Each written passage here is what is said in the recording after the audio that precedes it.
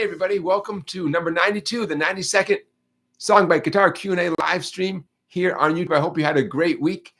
I had a pretty good week. Can't complain. I am here for your questions, and I'm going to teach you some lessons you'll never forget. I got some good stuff this week, and in between your questions, we have a poll question up and running. I'll get to the poll question in a minute.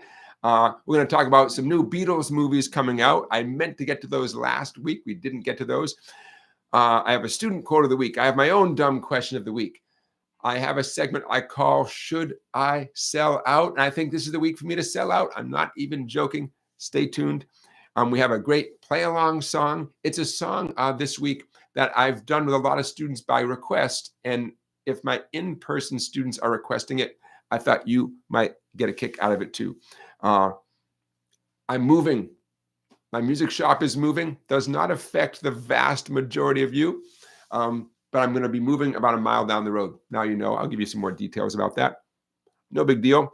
My music stand light is arriving on Monday. I hope to have it today to share with you. I'm going to share a link so you can check out that light. I think it's going to be great. 2 different bulbs on goosenecks. It's LED. It's a rechargeable system, so you don't need a battery. Next live stream, you'll see in action, but I'm going to share a link today about the light that I'm going to get on Monday. April 14th, speaking of Monday, April 14th is coming up. Interesting day in human history. Anybody know what I'm talking about? April 14th, what a day. In case you're a history buff, well, if you're a history buff, you already know about April 14th. If you're not, I'm going to share a link about April 14th in human history. Does not directly relate to the guitar, to my knowledge, but every time I see the 14th of April come around, I think, here comes that day. So yeah, so that's what's going on. I'm going to say a few hellos. Hello, Matt. Hello, Wingo. Randy, 82 degrees in Colorado. It is not anywhere near 82 degrees here in Connecticut, but I'm happy for you. Joseph from Oklahoma City. John, Scott. Scott is from checking in from sunny Utah. Cherry tree is in full bloom, and you got a beautiful guitar, a Heritage H535 semi-hollow guitar.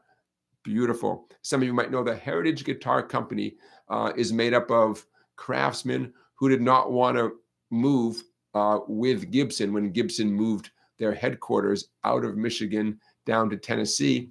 People who were Michiganders didn't want to move, so they stayed behind in Michigan, and they started the Heritage Guitar Company and make beautiful guitars. So Scott, I'm glad that you've got one of those. So yeah, how are you guys? I hope you had a great week. I hope you got your guitar handy. You actually don't need a capo for this week's play along. Usually this is when I tell you to get a capo handy. You don't need one. Okay, let's talk about our poll question. Our poll question, go ahead and vote. Don't be shy. The poll question is, what do you need in a guitar teacher? Do you need a lot of tough exercises? Someone who's going to just make you work, and get you going on a metronome and focus on that down-up picking and stretching out your fingers? Do you need just someone to give you a bunch of easy songs that you can bang through and get that joy and satisfaction of making nice music? Maybe that's what you need. How about a big variety of stuff so that at any given moment you got something to work on? That's what you feel like doing at that moment. That's option number 3. Or option 4, other. And the other choice already has 15% of the vote. So if other is how you're feeling, go ahead and explain yourself in the chat. That is this week's poll question. Joseph is checking in from Lake Havasu, Arizona. That's where the London Bridge is, right, Joe? The London Bridge is in Lake Havasu. That's the one thing I know about Lake Havasu. Arizona, 99 degrees. Oh boy, but it's a dry heat, right? It's a dry heat, I hope. You guys know I love hearing where you guys are checking in from. Some of you guys are regulars. I have a pretty good guess. I remember where you're checking in. Some of you guys, I don't know where you're checking in from. And if you're new to the live stream, welcome. Thanks for being here. Let us know in the chat that you are here. And like I said, I get a kick out of knowing where you guys are coming or watching from. I will check in with a band that's coming through my neck of the woods this week. And I'm going to put a link to that band in the description of this video. We'll get to that a little bit later, though. We have a student quote of the week, my own dumb question of the week, lots to talk about. In fact, the student quote of the week sort of touches on the poll question of the week. You'll see when we get to that. Hey, let's get right down to business. Let's learn something. I'm going to teach you a lesson you'll never forget. Donald checking in from Ottawa, Ontario. Oh, sorry, Murray. I'm so sorry. Donald is checking in from Vancouver, Washington. Murray is checking in from Ottawa, Ontario, Canada. Chaz from South Beach down there in Miami. I imagine that a variety of you guys are wearing a variety of different outfits. There was a woman in front of me in line in front of me today, winter hat, winter coat. And you know what? I couldn't criticize. That's just how it is right now. Bruce is checking in from Sydney, Australia. And Joseph is confirming that the London Bridge is now standing tall in Lake Havasu, Arizona. Okay, let's jump right in. I'm going to teach you a lesson you never forget. Some of you might know there's someone I follow on social media named Nobuki Takamen. A few live streams ago, I taught you something that I learned from one of his videos. I named it the 30-year exercise, and we're going to do another one from Nobuki. And he doesn't give his things cute names, so I do that for him. And let's see here. If your screen goes black, do not fret. We'll give it a minute, and all shall be well. Let me know, though, if you can see this on the screen. I call this the Takamen 12-note exercise. Anybody see that? I hope you can. So quick plug for Nobuki Takamen. He puts out great videos, and I see them pop up in my Instagram feed. And so I grabbed this one. It's an exercise. It's a warm-up. It's a great way to play every note on your guitar, or at least every string on your guitar. Why is it called the 12-note exercise? Because you're about to play all 12 notes in higher and higher and higher octaves, right? He happened to start this way down at the first fret on the 6th string. Okay, so check it out. I'm going to play it, and then we'll talk about it.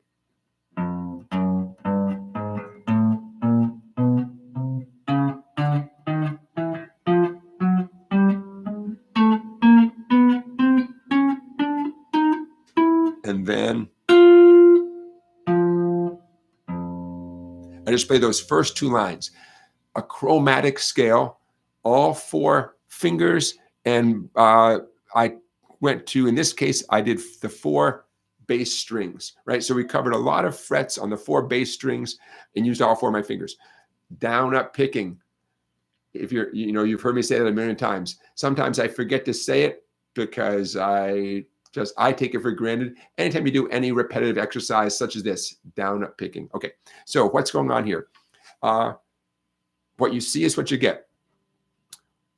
From the very beginning, first 4 notes, 1, 2, 3, 4. You do not have to keep each finger down, but I recommend it. Once you use a finger, keep it down. So all 4 fingers are getting a nice stretch. Then your whole hand just shifts up. 5, 6, 7, 8. Index, middle, ring, pinky. So we've now used each of your fingers twice, right? Index, middle, ring, pinky. Index, middle, ring, pinky. That's at the heart of this exercise. I just did the first 8 notes on the fat E string. I'm going to shift to the next note in the musical sequence. The next note would happen to be the note C sharp. And the way he taught it, we grab the C sharp on the A string, the 5th string, 4th fret, and the pattern begins from this point. 4, 5, 6, 7, 8, 9, 10, 11. The next note in the musical sequence would be, see that? Line 2, 7 on the D string. 7, 8, 9, 10, 11, 12, 13, 14. Now, he jumps to that 10 on the 3rd string, and he keeps going up. 10, 11, 12, 13, and then on that same G string, 14, 15, 16, 17, he keeps going up. I paused on that 10 on the 3rd string because if we keep going, some of you are going to bump into the lower bout of your acoustic guitar, and it's going to be frustrating and weird, and you'll have a reaction. I don't want to have that reaction. I don't want you to have that reaction. So at the moment, we're stopping on 10 on the 3rd string with your index finger. Now that's the note F. Not a coincidence that I had us stop on the note F, because guess what? We began on the note F down here. So 10 on the third string is the note F. Where are we here? Oops. Followed by 8 on the fifth string, also an F, 1 octave lower, followed by 1 on the sixth string, also the note F. So the way line 2 ends, just a cute ending, right? To bring the whole thing to a resolution. Okay, all 4 of your fingers get a workout. You're going up and down the strings. For some of you, this is a time to get out of your comfort zone, because your comfort zone is the first few frets, right? So for some of you, it feels like you're breathing thin air up here at 8, 9, 10, 11, 14, all that kind of stuff, you know? Down, up, picking.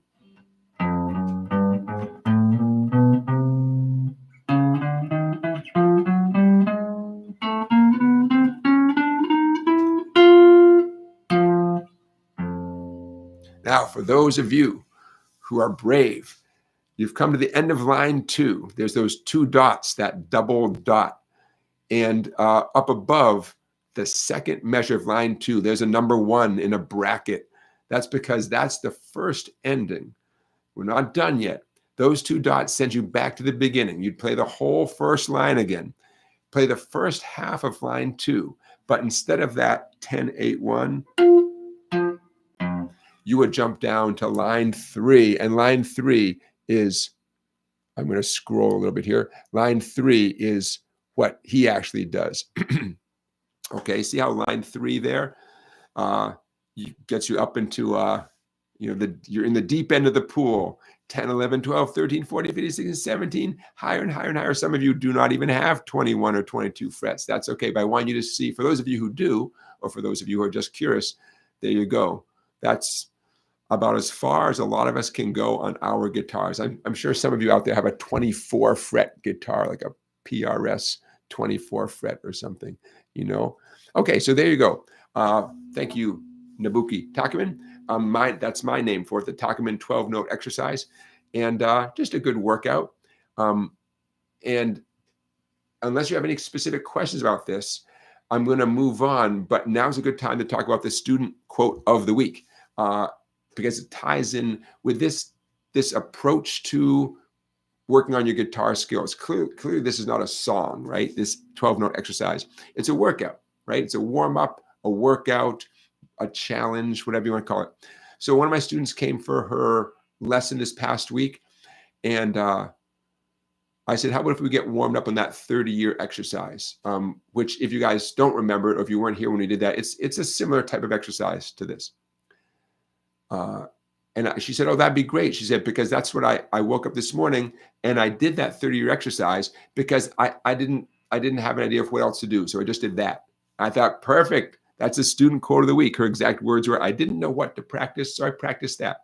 Because when you have an exercise that you've memorized it, you're familiar with it in your mind, you think it's a nice pattern that you don't need a paper for, you can just sit and just do it. It's a great default thing to do. You pick up your guitar, you think, well, I'm not sure what to do at the moment, so I'm going to do that scale or that exercise or that arpeggio. Excellent. That's what it's there for. You know, that's one of the many things it's there for. So that is a student quote of the week. I didn't know what to practice, so I practiced that. Yeah. And you do it for a minute, you get a nice workout. Maybe you only have 5 minutes. All right, there you go. You have a workout. What we're doing right now fits the bill, this 12-note exercise, especially if and when you memorize it. Then you can sit and do it anytime you want. You're trying out a guitar in a store. Why not do something like this, right? You don't have to necessarily remember some epic song you've been working on. Maybe you want to try out a guitar and just want to do some exercisey kind of stuff. No, why not? Okay, so just so you know what I do to keep this in my brain, I'm remembering the following numbers: 1, 4, 7, and 10. Of course, I'm starting on 1. Next string starting on 4. Next string starting on 7. And then I'm ending on 10, right? 1, 4, 7, 10. There you go. And then all you have to do is remember the overall point, right? Which is to use 4 fingers and then repeat the same 4 fingers. All right, there you go. A lesson you'll never forget. And plus, it's just a good way for us to get warmed up. What you're looking at on the screen right there, I'm going to stop sharing. That is available as a PDF for you to print out on my website, song-bike.com. Those of you who are already members of my website, it's in the PDF section with a bunch of other great stuff. Those of you who would like to get a PDF of that, just become a member of my website and you get access to a ton of good stuff. Okay, so there you go. Thank you, Nobuki. I say a few more hellos. Jamie, hello. RB, hello. Johnny Midnight. Johnny Midnight is reminding all of us to click on the like button. And thank you, Johnny, for that reminder. I appreciate that. Yeah, go for it. Yeah, Wingo is picking up on the April the 14th history. Okay, Bruce is asking a great question. Bruce says, Jonathan, how do you practice improvisation? Do you use any specific exercises? I do not practice improvising, soloing. I don't. It's on my list of things. It really is. I can tell you what I would do, and I don't have any great excuses for not practicing improvising. It's just a time thing. It's a time thing and a philosophy thing, but I don't want to get too much into that. But it's on my list of things to do, you know. I run out of time, so I prioritize other stuff. But here's what I would do if I were going to practice improvising. In no particular order, I would practice my scales, any scales. When I practiced my scales, I would use as many fingers as possible. And if whatever I was using as my reference, if it told me which fingers to use, I would do exactly which fingers it told me to use for the scale or the arpeggio or whatever. I would do down up picking. I would then find a YouTube backing track where that scale was the appropriate scale for soloing. So an E blues scale up and down the neck. Practice an E blues scale up and down the neck with down up picking. Go to YouTube. There's a million blues backing tracks in the key of E. Find some that you like. Slow, medium ones I recommend. And then go to it. Knock yourself out. Now, there's more to that, but that's one. I mean, that's definitely what I would do, you know. I would feel comfortable putting myself in a musical box, meaning I'm going to work on my country soloing. I'm going to work on my blues soloing. Nothing wrong with putting yourself in a box and listening to yourself, listening to how a bluesy bend fits the bluesy background, or some cool country major pentatonic riff fits the country song.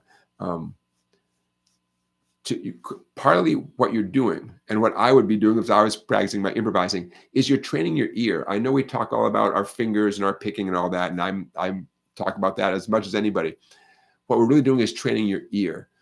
So you recognize good sounds, familiar sounds, conventional sounds. I mean conventional in a good way, right? You get used to recognizing when the note that you just hit does or does not sync up with the chord the band is on. And if it does sync up, you want to recognize it. And if you play a note that's not reflected by the chord the band is playing, you want to recognize that too. Well, that's largely an ear thing, right? That has nothing to do with your fingers. So that's why improvising with a backing track is so helpful. Another great tool towards improvising is learn someone else's solo. Steve Cropper's solo from Green Onions, the introductory solo to Wish You Were Here.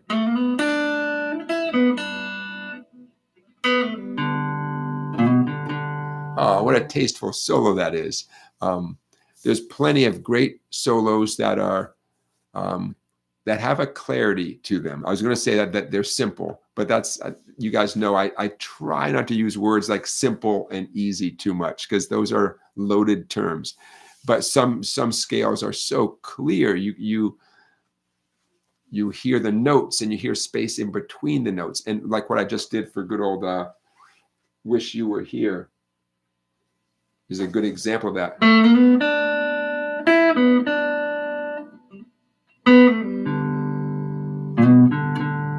Those are 4 little phrases I just played, right? Oh, it's so tasteful. So practice scales with lots of fingers and lots of down up picking. Cue up a backing track that fits that scale. Great idea. Learn other people's solos. Great idea. Music theory is as important as ear training. Rhythm guitar, music theory is not necessarily as crucial to know about as improvising lead guitar. Lots of times with rhythm guitar, you see the chords of the song, like our play along song coming up in a little while, and you strum those chords, and the amount of music theory you know doesn't affect what you're about to play, because the song goes G, C, D, you play those chords, you move on. When you're improvising, the more music theory you know, the better an improviser you will be. In general, I'm sure you can find exceptions. You know, so-and-so is such a great soloist, but he doesn't know any music theory. There's always people like that, but that's not a goal, right? The goal is not to avoid music theory. So training your ear to recognize good sounds and bad sounds, and music theory, so helpful. And I'm not talking about deep music theory. I'm talking about, hey, you're playing a pentatonic scale, 5 tones, right? 5 notes in a pentatonic scale, for example. Say you're playing a pentatonic scale during the course of a 3-chord song, right? Let's say G, C, and D. You're playing a G major pentatonic during a song that's G, C, and D. Great. You're going to play a lot of nice sounding stuff without any music theory. But if you knew the names of the 5 notes in a G major pentatonic scale, by the way, it's G, A, B, D like Delta, E like Echo. Okay, G, A, B, D, E. If you know those 5 names, now you do. If you knew the 3 notes in each one of those major chords, the 3 notes that are in G, the 3 notes that are in C, and the 3 notes that are in D, I'll tell you them in a minute, then you can begin targeting your soloing around those chords. A G major chord is these 3 notes, G, B, and D. C major, C, E, and G. D major, D, F sharp, and A. When you're soloing with your G major pentatonic, it's so helpful to know when you're playing a chord tone. That means a note that's in the chord that's currently happening. And when you're not playing a chord tone, you don't have to play chord tones, but it's good to know, like, even in advance. So a little music theory goes a long way to making you a better soloist. So back to your question, Bruce. You know, especially if being a good soloist, a good improviser is a big goal of yours, like maybe that's even that's your number 1 goal. Yeah, you'll never regret learning some real basic music theory. You know, major scales and the 3 most common kinds of chords in popular music, which are major chords, minor chords, and 7th chords, sometimes called dominant 7th chords. If you know all about major scales, and if you know the construction of those 3 types of chords, majors, minors, and 7ths, that will go a long way towards making you a better soloist. And we could do that sometime. You know, we could say, I mean, everything I just said, I'm going to write it down right now. We'd even do it next week. If I write it down, it's going to happen. Okay. So tune in next week, and we'll do that exact thing. Okay. So Bruce, those are my immediate, you know, what I would do. When I have time to sit and play the guitar, my instinct is to write a song or to work on a song that I'm you know, in process. Work on some technique that I'd like to get better at. So those are kind of excuses, because sure, who wouldn't want to be just a great soloist? You get good at the stuff you prioritize, and you, as you know, you don't get particularly good at the stuff you don't really prioritize. So I prioritize other stuff, and someday I'll get more into soloing. There you go. I'm checking out what you guys are saying in the chat. John is saying, what's the best blues scale to practice? Well, I'll tell you what, a closed position blues scale is the best one to practice. No open strings, because you learn one blues scale in a closed position, and then you can move that up and down the neck. So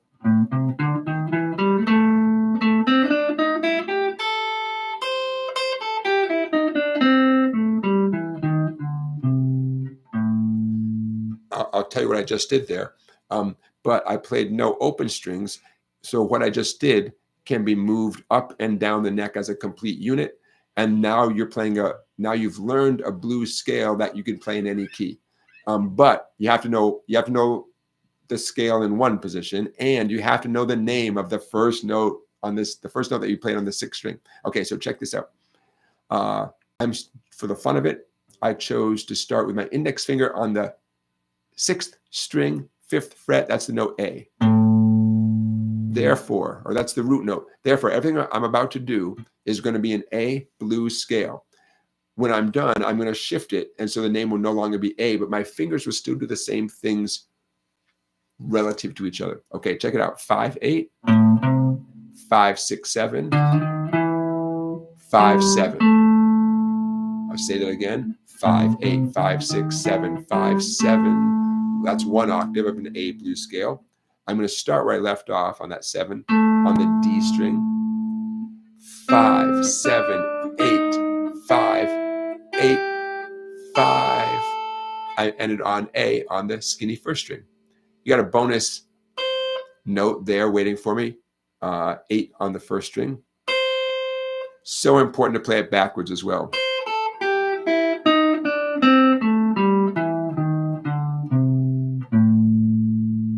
Okay, an A blues scale, what's that? 2 octaves. Plus one more note, because why not add that note on, right? I just went past the root note, A, and I grabbed that one extra note that is the next note in the sequence. Okay. You play that scale a million times using the same fingers I did. I had my index playing all the 5s, my middle playing the 6s, my ring playing the 7s, my pinky playing the 8s. So important to use those 4 fingers, so important to stay consistent. Down, up, picking. Okay. You memorize it. Then you test yourself and you shift the whole pattern somewhere else. And you see if you truly have it memorized. So instead of starting with my index finger on the 6th string, 5th fret, I'm going to start with my index finger on the 6th string, 3rd fret. That's the note G. So if I recreate the exact same finger pattern, it's going to be a G blues scale.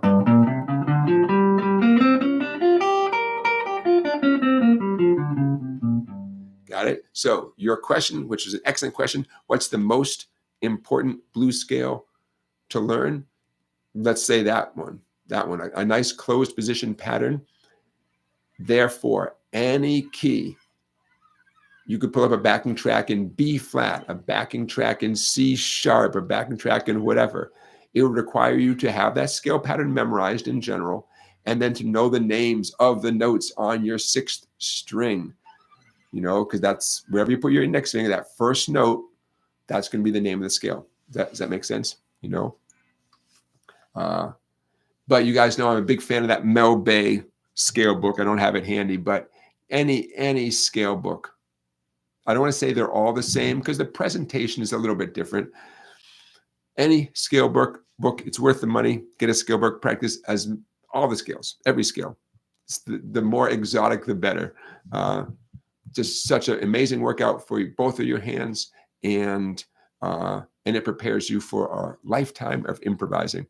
And at a minimum, though, it makes especially your fretting hand, fast, smart, strong, confident, consistent, all that kind of stuff. I'm just looking in the chat here, so you guys are talking about. All right. Regarding the poll question, the question tonight is, what do you need in a guitar teacher? And one of the options is other. And Donald says, Donald voted for the other answer. And Donald says, someone to see what I know and what I don't, a real assessment and some kind of advice. Yeah, excellent. Excellent. Yeah. I'm of those choices up there, a teacher who gives lots of tough exercises, a teacher who gives lots of easy songs, and a teacher who gives a kind of a big variety of stuff. I think I'm number 3. I tend to do a variety of stuff. Most people are song oriented. And so I sneak in the technical stuff, you know. Some people very quickly enjoy the technical stuff for lots of reasons. And so then the scales get more balanced. Some people are willing to do they'll do the technical stuff because I asked them to, but they're very, very, very oriented towards songs, which, believe me, I get that. I get that. We're all so different. I've taught for a lot of years, and you guys are all so different, and that shouldn't come as any surprise. So as a teacher, I've I can go with the flow, but just like mom says, eat your vegetables. You got to eat some vegetables, right? Some people, they eat a lot of vegetables and that's their thing, nothing wrong with that. Hey, want to say hi to my mom? Hey, mom. My wife is tuned in. She is our moderator. She hasn't had a need to moderate yet. You guys tend to be pretty well behaved there in the chat. And Beginner Guitar Lessons is also our moderator. Hey, Beginner Guitar Lessons. Also our moderator. Thank you for being here, Beginner Guitar Lessons. Okay, so should I sell out? I got 2 offers this week. One was from a generic headphone company. And I thought to myself, well, I like headphones. In fact, I have 2 pair of Sennheiser headphones right here. You guys familiar with Sennheiser? The Sennheiser Corporation? Well, guess what? My other offer to sell out this week was a random email from Sennheiser sound equipment, Sennheiser audio equipment. Interestingly, Sennheiser, I Googled it. Their U.S. headquarters is 10 miles, about 10 miles that way. And I reached out to Sennheiser a long time ago now. I thought, I don't know, I could use some free stuff, and I make YouTube videos, and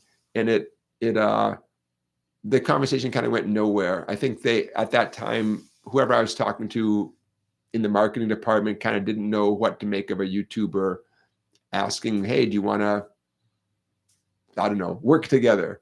And the conversation seemed to just fizzle out kind of fast. Well, a couple of days ago, I got an email from Sennheiser reaching out to see if I want to work with them.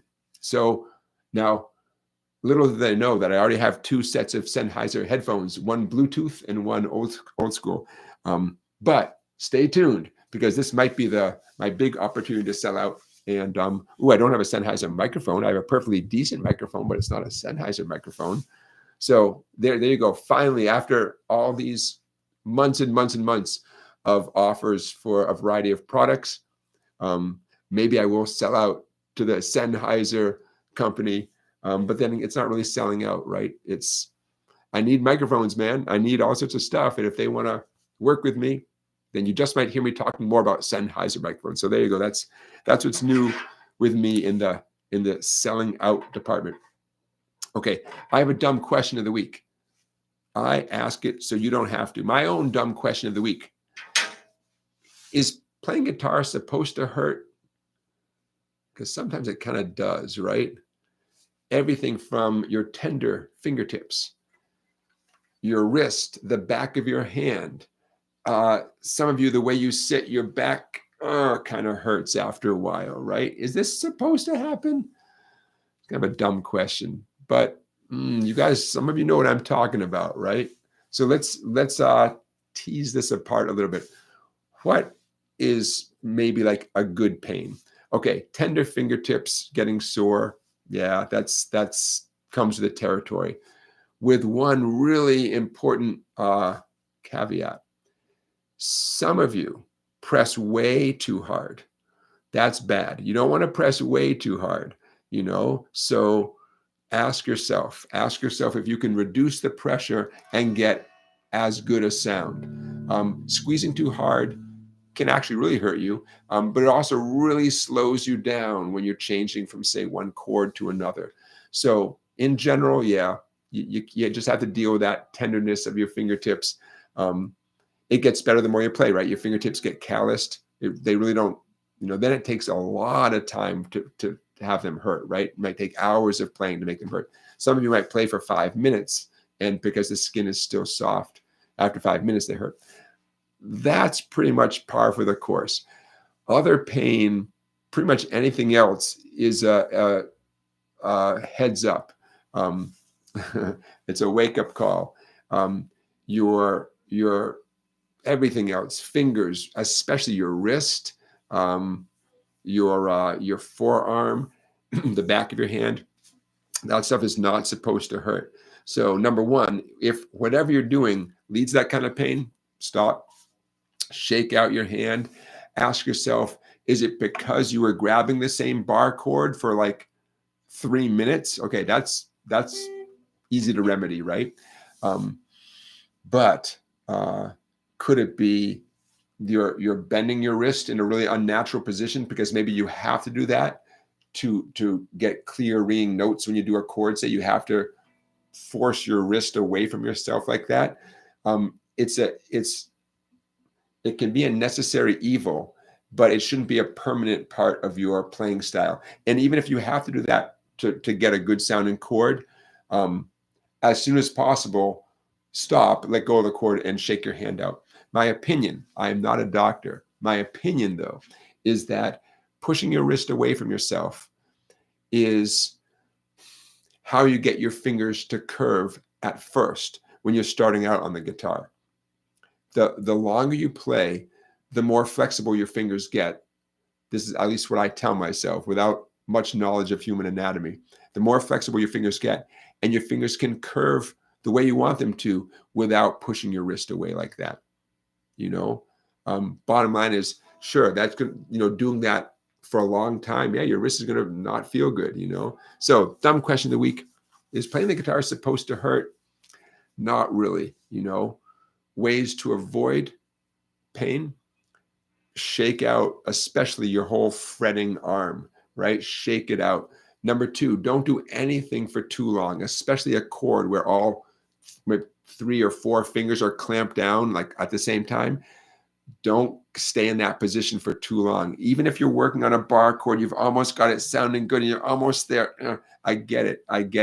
But, whether it's going great or the bar chord is not going great, you got to shake it out every once in a while.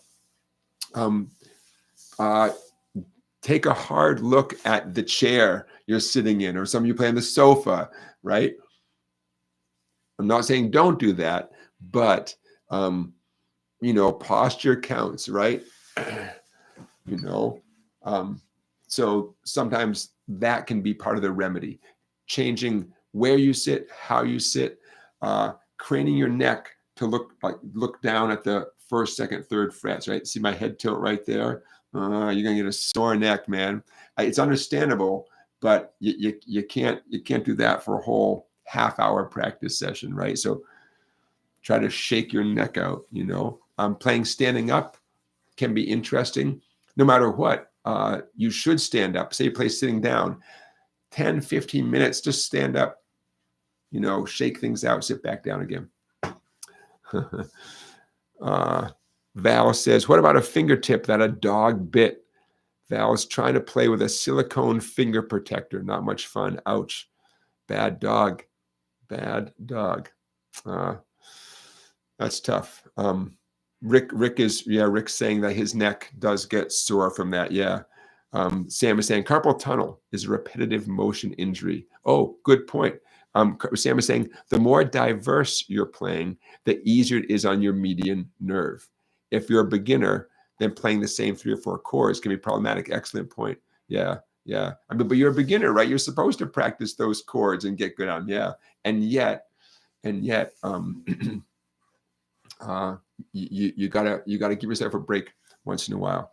Speaking of a break, it might look like I'm drinking coffee, but it's even worse. It's water in a coffee cup and it tastes a little bit like coffee. Didn't have time this morning to go to the store for anything better than room temperature water. James is making an excellent point. Stretch first. Oh yeah, stretch. I mean, you name it. I knew a guy who spent a lot of time in between teaching lessons. He was a guitar teacher. He would stretch out his fretting arm, his left arm. Oh, now I think about it, he was a lefty. I think he would do both arms anyways. And he would kind of push down on his left shoulder with his right hand and just gently rotate his left hand as if like his middle finger was, or his left hand fingers were making a circle in the air. And I know when I do that, I feel a good stretch. And then he would switch and do it the other way. I mean, again, this is not my field of expertise, but any kind of stretching, hand massage, anything. I know we're heading into hopefully warmer weather, but nevertheless, anything you can do to get the blood flowing. For most of us, it's our fretting hand that, the whole fretting arm that's gonna give us aches and pains. So anything to get that blood flowing, is a great idea. Okay, so that's my dumb question of the week. Is the guitar supposed to hurt? Playing the guitar, is it supposed to hurt? Randy's using those Chinese balls that roll around in your hand to help deal with arthritis. Very cool. I'm looking at what some of you guys are saying in the chat here. James is saying, separate the index finger. Tell us more, James. What do you mean by that? Separate the index finger. Yeah, Sam is saying, change up the way you play. That's right. Sit somewhere differently. Hopefully you guys have some sort of music stand. I know these big metal ones are expensive. Although, where I sometimes see these big metal ones are thrift shops, Goodwill, Salvation Army. If you're so inclined, man, sometimes you can find one of those for way less than they would be brand new, and they're indestructible. So buying a used one pretty much is okay. There's not a whole lot of moving parts. You can test it out pretty quickly right there in the shop. I definitely discourage you guys from having a bunch of, say, printouts from the ultimateguitar.com and spreading them out on like a table or trying to prop them up on your computer screen or whatever. You got to get a music stand. Yeah, Rock Lobster says my lap is my stand. I get it. But what I wish for you, Rock Lobster, is I wish that the music stand fairy would come to your house and leave you a beautiful music stand. You wake up in the morning and there's your beautiful music stand. For a while, when my music shop sold more retail stuff, I was stocking music stands in bright colors, and we sold them consistently. I'd stock like one bright blue stand, would sell it.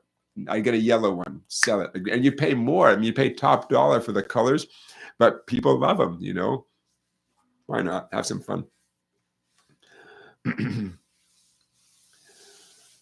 Yeah, Sam says it was his doctor who said, change up the way you play. Your doctor in the 90s. When you complain to your doctor about hand pain while playing the guitar. Yeah. You got to change things up. I mean, here's what we all want to avoid. We all want to avoid quitting the guitar, or the next worst thing, which is having to take a hiatus, against your will, right?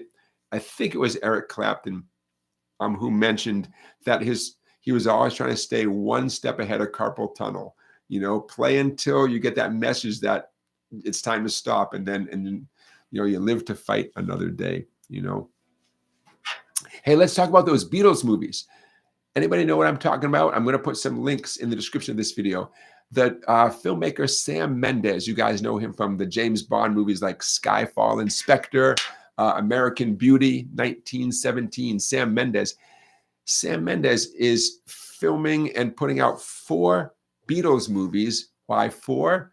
1 for each Beatle. They're not coming out till 2027 or 2028. I've heard conflicting things. 4 Beatles movies. These are with actors portraying the Beatles. These are not documentaries. Interesting, right? I know very little about it. I think right now no one knows much about it, just the kind of the press release kind of stuff. I'm going to share a link from the BBC in the description of this video, and I'll share a link from, I think the other one I have is from maybe Variety magazine, but pretty interesting, right?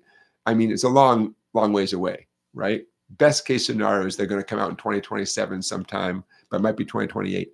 And I think they're going to be staggered. So it's not 4 movies, pow, right in a row. But yeah, interesting idea. I don't know, you guys, there have been a variety of Beatles-y kind of movies over the years. Backbeat, anybody remember that one? Was it called Backbeat? You know, kind of a fictionalized account of the Beatles and their younger days. I don't know, kind of interesting, but that's the Beatles news. 4 Beatles movies from filmmaker Sam Mendes, not coming out for a few years, but it'd be kind of interesting. And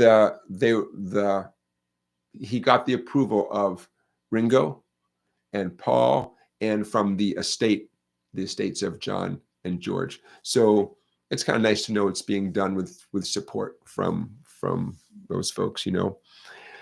Rick says, I had one of those cheap folding music stands, but the solid metal stand works better. Yeah, you're right. Those cheap folding stands, it's tough. I mean, they're so inexpensive, relatively speaking, and they technically do the job, but they're so flimsy that they can hold a single sheet. You know, a single sheet is okay, but even then, I mean, the sheet can flop or blow away or whatever.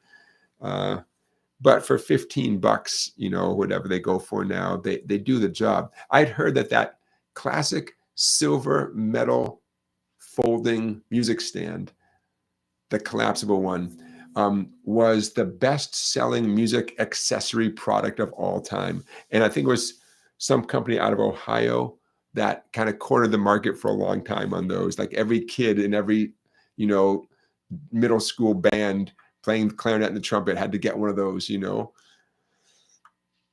Oh, well. Okay, so that's the Beatles update. There you go. How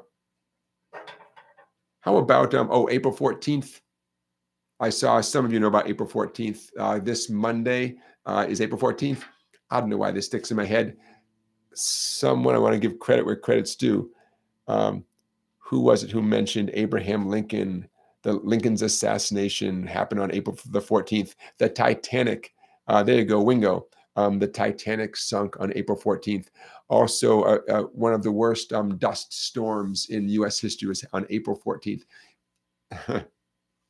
I don't know. These things are interesting to me. I'm going to put a link in the description of this live stream. It's from a website. It's called onthisday.com. And in case you're curious about all the things that happened going back like centuries on April 14th, now you know. Knock on wood, this April 14th will be a nice, boring Monday. Willie says, hey, Jonathan, I just bought a 12-string Dean Baca electric guitar. Have you ever seen one before? This was a first for me, and I bought it, instantly fell in love. I don't know. Yeah, I've heard of Dean guitars, but I don't know about the Dean 12-string. Very cool. Very cool. I mean, 12-string guitars are such a beautiful, unique sound. I think you're going to have a ball. My buddy got a Dan Electro 12-string, and it was my first time ever playing an electric 12-string, and it's so fun. And so I bet you're going to have a ball, you know. Very cool. John is saying that April 14th is your wife's birthday. Uh-oh. Okay, well, forget everything I said. You know, you kind of, I think in general, you kind of know about things that happen on your birthday, right? You might know people who you share your birthday with, people who you are, you know, like celebrities or famous people that have the same birthday as you. So your wife is probably aware of April 14th. John, please give her a happy birthday from me, and I hope you guys have a great birthday planned and a great time. Hey, how about a lesson you never forget? I'm going to close down that one. Yeah, let's do a lesson you never forget, and then let's get to the play along song of the week. Okay, here it comes. Share screen, boom. Okay, this is a very cool thing that I guess I knew about this, but I saw this in a book, and I like the concept so much. If your screen goes black, do not fret. You'll be able to see this very soon. Let me know if you can or cannot see what I just put on the screen, which I'm calling the Hendrix Barre leads. And again, the PDF that you are seeing on the screen is available on my website that you can print out from my website. Donald is saying it's a little bit blurry. Okay, Randy says we can see it. Okay, all right. I'm going to just play that first line, and then we'll talk about it. Here comes the first line. I'm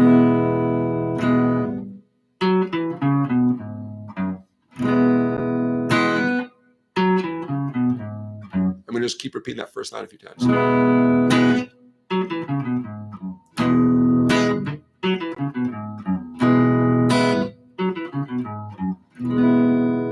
Okay, so what's going on there? And what does it have to do with Jimi Hendrix? Okay, Donald is saying that it looks blurry, but it might just be him. I hope not, Donald, but I hope everyone can see it nice and clearly. Okay, so we'll get to the Jimi Hendrix connection in a second. We have two strums on a good old-fashioned E major chord. And then we have a 6-note phrase that the notes are from an E major pentatonic scale. Not a surprise, right? The E major chord and the E major pentatonic scale. Not a surprise that they would fit together. The rhythm, Ben and Jerry's Ice Cream. Down, up, down, up, down, down. You know, downs and ups mean a lot.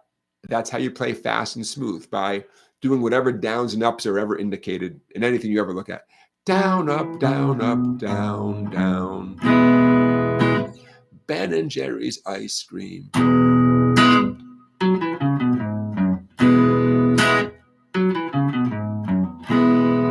Those of you outside of the US, I hope that Ben and Jerry's Ice Cream has made it to your country. If not, you must have a lot of questions about why I'm saying what I'm saying. Okay. That some of you know pentatonic scales up and down the neck, and you might get a kick out of the second line there, which is the complete E major pentatonic scale that the phrase comes from. When I say the phrase, I'm talking about those 6 notes come from the big scale on line 2. 2, 4, 2, 4, 2, 4, 1, 4, 2, 5.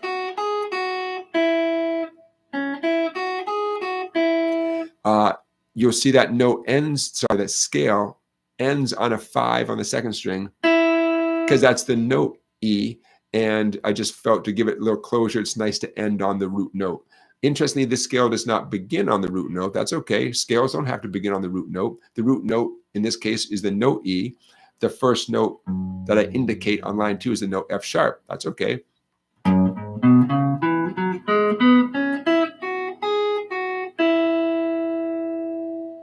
Okay. So, questions, comments so far? What you are doing here is integrating some lead guitar playing into your chord strumming. E, E, play some lead guitar, E, E, play some lead guitar, right? The way I wrote this, it's this repetitive exercise.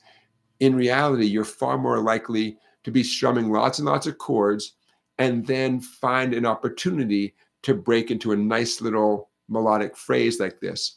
The way I wrote it, obviously, it's always alternating between chords, that little pentatonic phrase, back and forth, back and forth, back and forth. But you know, in the field, you're far more likely to be strumming a bunch of chords and looking for the opportunity, say when the singer stops singing, to throw a little phrase like that in, right? Now, by the way, for those of you who are curious, take a look at line 2. It says E major pentatonic scale, and then for educational purposes, I listed the 5 notes that make up the pentatonic scale, right? 5 tones: E, F sharp, G sharp, B, and C sharp. In case you're curious, those are the 5 notes in the E major pentatonic scale. And again, for the record, the scale I wrote there doesn't begin on the note E, but that's okay. It doesn't have to. But it does have all those notes in there. Okay, so if you're okay with that one, I'm going to scroll up. Hold on here. Okay. So right now, some of you are looking at this Ben and Jerry stuff. You're thinking, come on, seriously? Yeah, seriously. Okay, let's do the same thing with an A chord, and then we'll get to the Jimi Hendrix connection. Okay, so here's the A chord 2 times. Ben and Jerry's cookie dough.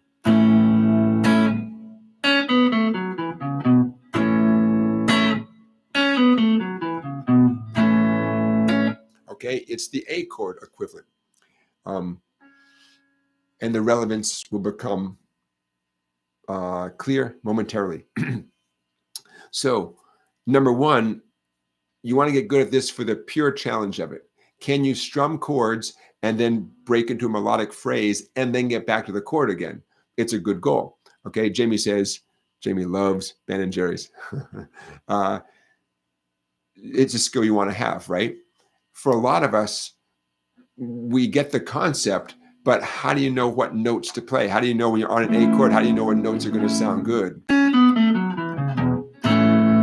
And I'm here to tell you that there's a pattern, and I learned it from a book, and the book was presenting it as something that Jimi Hendrix used, and that's what we're about to get to in a second, the way Jimi Hendrix did it. But you guys know I teach a lot of beginners and / intermediate players, and so instead of jumping right to how Jimi Hendrix did it, I figured I'd warm us all up using a nice common E chord and a nice common A chord. So you guys get where we're going with this? Okay. Now, here's where we start following in Mr. Hendrix' footsteps. Oh, there's the A major pentatonic scale, just so you know where that phrase came from. Now I'm going to scroll up. And again, this is a 2-page PDF, but both pages are available for members of my website in the PDF department. In fact, they're waiting for you right now. You could zip over to song-bike.com and go to the PDF and scroll way to the bottom, and you could print these out right now. And if you're not a member of the website, there's a lot of other good stuff there, $10 a month. Good deal. Okay, so what Jimi Hendrix did, I mean, the way he used this, up the neck. Instead of playing an old-fashioned E and A, he's doing this with a bar chord. Hence the title, Hendrix Bar Leads. Lead playing based on bar chords.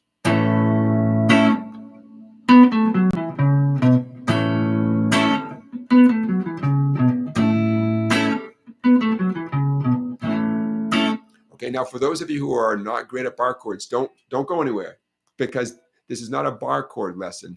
Don't judge your ability here on how well you're doing on bar chords, because at the moment the bar chord itself is not the point, you know. Okay, so we have a bar chord, bar at 5, an E formation with your remaining 3 fingers. When you do that, the sound is an A major chord. I'm at the 5th, 6th, and 7th frets. The pattern that Jimi Hendrix relied on would be using this as a reference, right? To move his hand up 2 frets, and he'd play these 9s and 7s.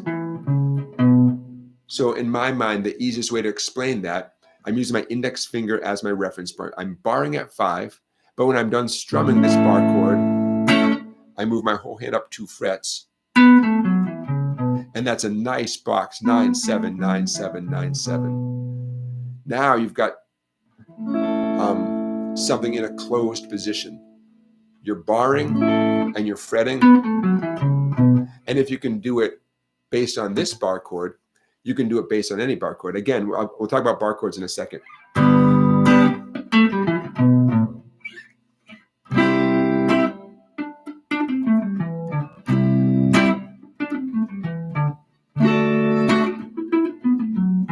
Okay, I keep moving my bar chord to new places, and that little lead box, so to speak, is always just 2 frets higher. It's right there waiting for you, you know.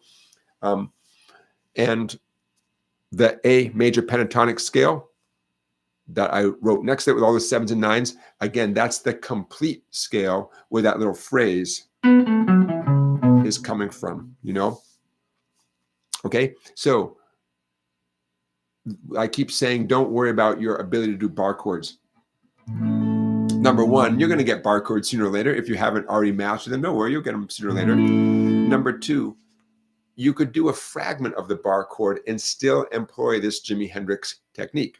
So for instance, instead of doing that whole big bar chord based at 5, 6, and 7, what if you just did a fragment on the 2 bass strings, 5 on the E string with my index, 7 on the A string with my ring finger. Just 2 notes, no barring. My finger's curved. I'm not touching all the strings, right? I'm doing it an A power chord, 5 and 7. Just those 2 notes. I'm only going to strum those 2 with my pick. But I can still employ the... If you're getting tired of that little melody,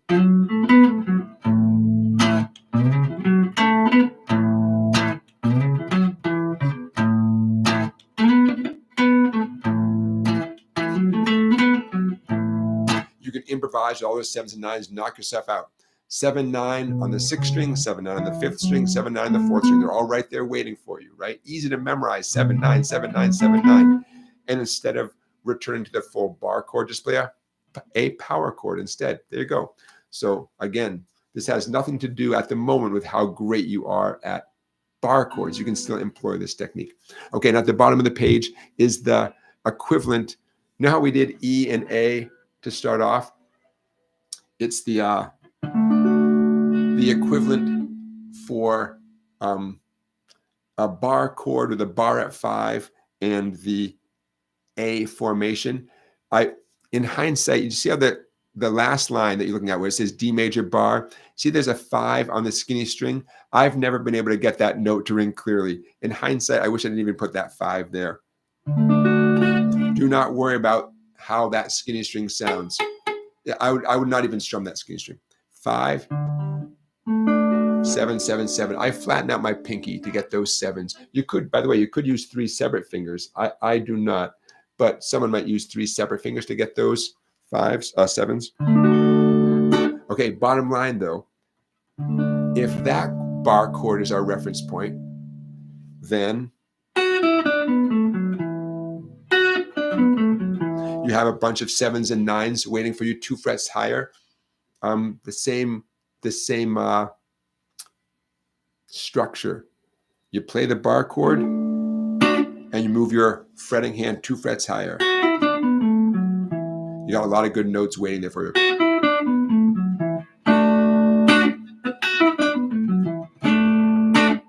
Okay, so there you go. These last 2 things that we talked about involving the bar chords, we could call that Jimi Hendrix style. How do you play chords and break into a cool lead thing without having to move your hand too far away, right up and down the neck? All those little boxes are right there waiting for you. All right. Thank you, everybody. Stop shit. All right. Where are we here? There we go. We're going to do our play along song in a second. Hey, Daisy, thanks for being here. I'm looking to see who else is. Okay. I'm just looking at your. Oh boy, Joseph is saying Joseph is a fan of Ben and Jerry's English toffee.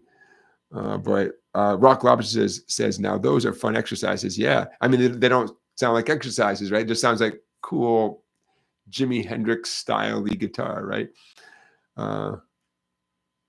Cherry Garcia, Jamie's talking about Cherry Garcia. Who's hungry? Raise your hand. Who's hungry? Joseph learned bar chords on Nowhere Man by the Beatles. Interesting.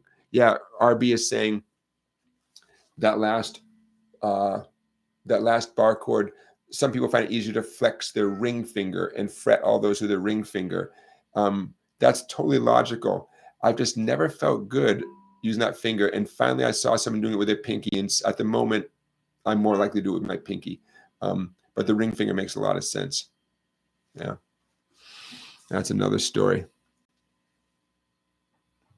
Wingo says that Wingo is glad that I cannot get that skinny string to ring clearly. Yeah, I've had one student, maybe 2, maybe in decades of teaching. I've only had one student who can, bend their ring finger enough that the skinny E string is audible the way it should be, or the way you might want it to be.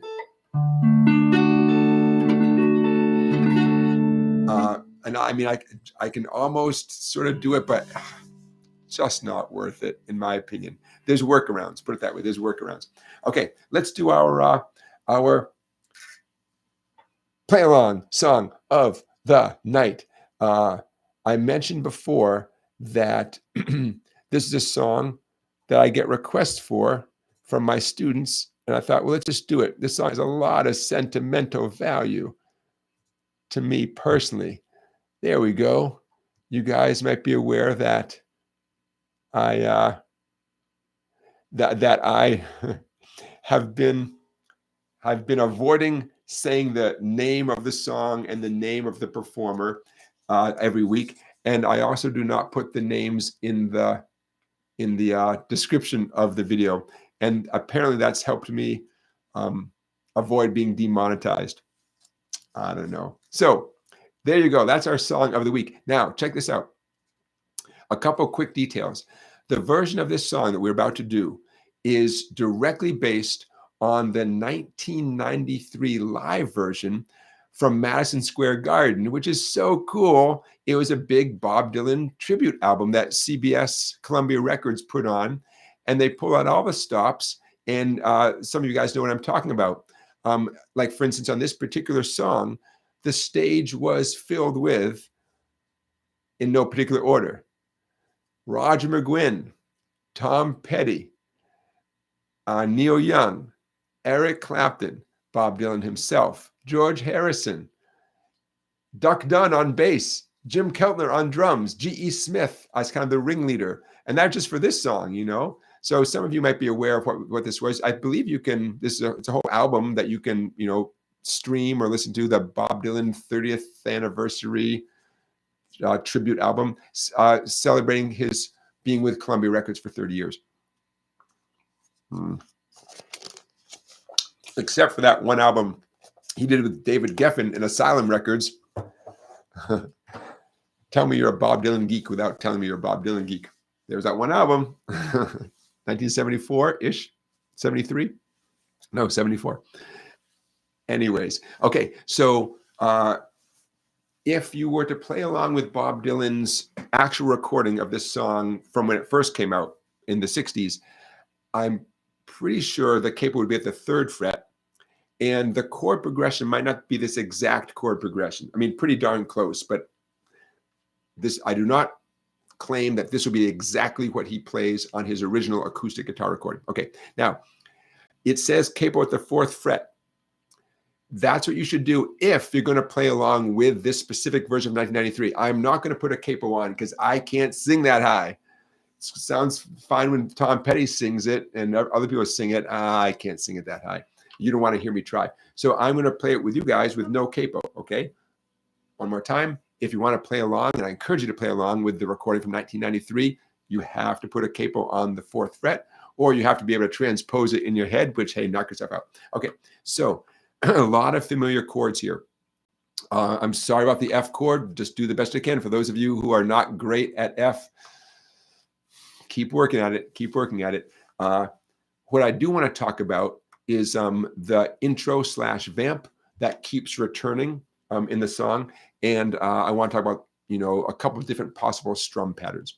Okay, so let's do the strumming first because that could affect how you approach that intro/vamp. Okay, take a look at the verse. C and those 2 slash marks, A minor and 2 slash marks, E minor and 4 slash marks. One way to treat this is 2 simple downstrokes every time. A downstroke every time you see that little slash mark. So it would be 2 downstrokes on C, 2 on A minor, 4 on E minor. It would sound like crimson flames fly right through my ears, rolling high and mighty traps. Okay, it's rudimentary, but it works, you know? Keep it simple.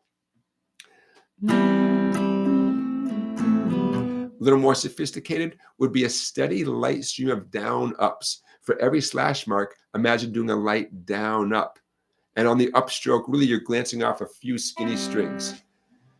Crimson flames had through my ears, rolling high in mighty tracks. I'm holding the pick so loosely, so lightly, I'm almost about to drop it. Now the trick is to set it and forget it. So my right hand is just doing this with very little subtlety. If there's any subtlety, it's whether or not to avoid the fat string. So on the C chord, I'm not playing the fat string. But on the E minor, I know I'm allowed to include it. A subtle difference, but bottom line is light, steady down ups. It would be a single down up for every slash mark. So 2 times, 2 of them on the C and 2 on the A minor, 4 on the E minor. Okay, what else could you do? A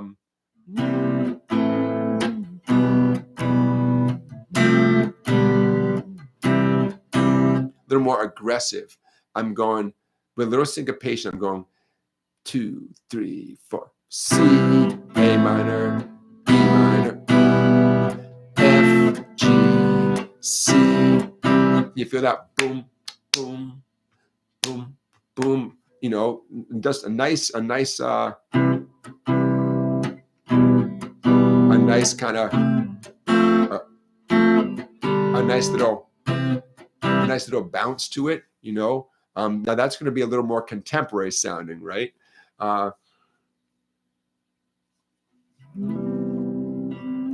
Okay, so those are some things to think about. Whatever you do with your strumming, you don't want it to be so sophisticated, quote, quote, that you lose track of the chords. Nothing is more important than the chords, right? Hitting the right chord at the right time is more important than anything else, which is why it's totally okay to, you could do just one strum on the C and one on the A minor. Crimson flames tied through my ear, rolling high and mighty trap. You know, hitting the right chord at the right time is the most important thing. Okay, one more thing before we start. That vamp, I'm going to show you 2 options. The vamp involves a C chord.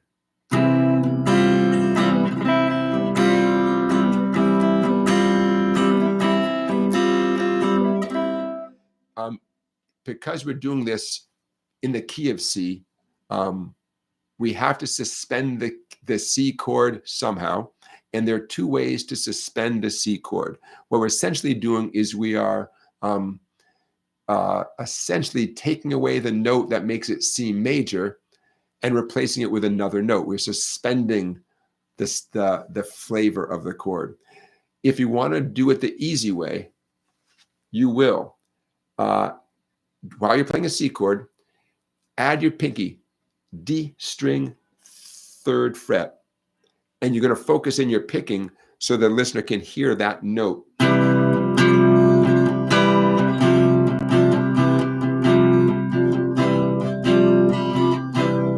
Okay, pinky, 4th string, 3rd fret.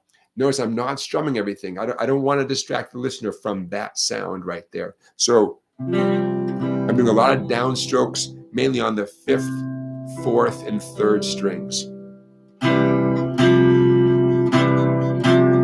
Get that little syncopation? Da, da, da, da.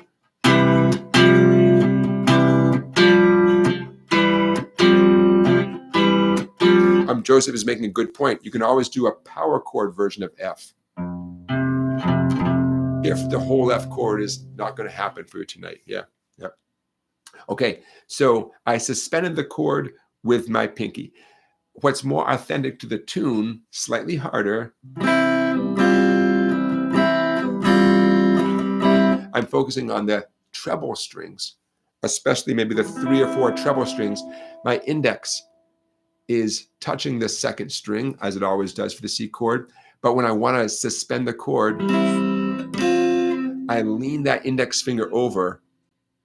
So I'm barring the first 2 strings at the 1st fret, the way you do for like an F chord, right? But that's the only thing that's changing.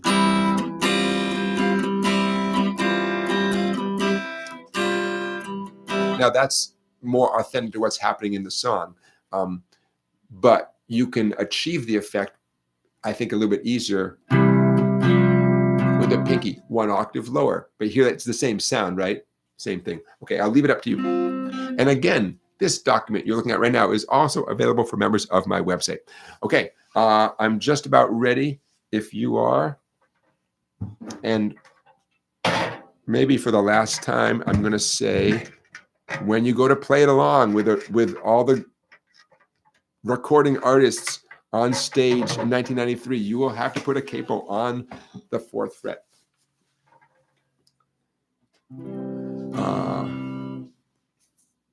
Any other things I can tell you? We might not do all the verses. I don't know. I mean, I hate to say that, but because this lyrics are great. We'll see. We're going to do a bunch of them, you know. Last thing, then we'll start. Not everyone is familiar with the concept of a vamp. A vamp is a thing that repeats. In this context, it repeats as the band gets ready to go into the next verse. You know, you vamp on something. In general, the vamp happens twice. See at the bottom of the page when it says to vamp? In general, the vamp happens twice. When I say twice, I mean like, and then the next verse begins. I might do it more. I might do it 3 times. I don't know, but it doesn't matter, because when I come out of the vamp and go into the verse, I'll be on a C chord. You'll be on a C chord. It'll work out just fine. You know when the vamp is done, when the singing starts. But as long as you're vamping from C to C suspended, we'll all end up together anyways. So it doesn't really matter how many times the vamp happens. That's almost like the definition of the vamp.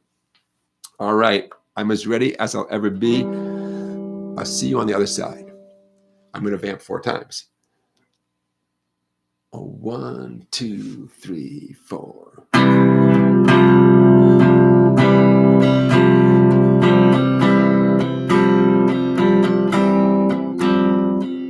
Crimson flames fly through my ears, rolling high and mighty trap. Hounds with fire on flaming roads, using ideas as my maps. We'll meet on edges soon, said I, proudly the heated brow. But I was so much older then, younger than that now. Half-wrecked prejudice, leave form, rip down all hate I scream. Lies and life is black and white, spoke from my skull I dream. Romantic facts of musketeers, foundation deep somehow. But I was so much older then, I'm younger than that now. Girls' faces form the forward path from phony jealousy, and memorizing politics of ancient history, flung down by corpse evangelists, unthought of though somehow. But I was so much older then, I'm younger than that now. A self-ordained professor's tongue, too serious to fool, spouted out that liberty is just equality in school. Equality, I spoke their word as if a wedding vow. But I was so much older then, I'm younger than that now. And a soldier stands I am mine, the mongrel dogs who teach, fearing not I become my enemy. In the instant that I preach, my existence led by confusion, both mutiny from stern to bow. Ah, but I was so much older then, I'm younger than that now. Yes, my guard stood hard when abstract threats, too noble to neglect, save me in a thicket. I had something to protect. Good and bad, I define these terms quite clear, no doubt somehow. Ah, but I was so much older then, I'm younger than that now.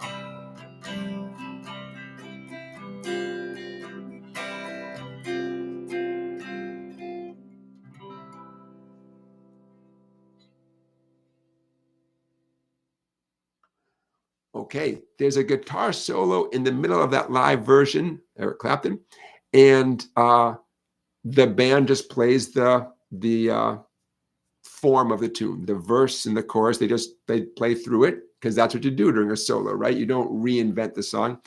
And then Eric Clapton himself sings the next verse, and you watch the video, you can see him. He wraps up, and then he kind of moves to the front of the stage to get on the vocal mic. Fun to watch. So, like I said, I've had a bunch of students over the years request that song. It's a great song, of course, but something about seeing all those people on one stage. A lot of them aren't with us anymore. Some of us find it moving, right? A lot of talent on one stage. For the record, and we'll move on in a minute. The whole thing about suspending the C chord, I have no regrets showing you what I showed. You know, capo on the 4th fret, we're all set. If we did it in a different key, suspending the chord is a lot easier, or a little bit easier. It's not super hard with a C chord right there, but check it out.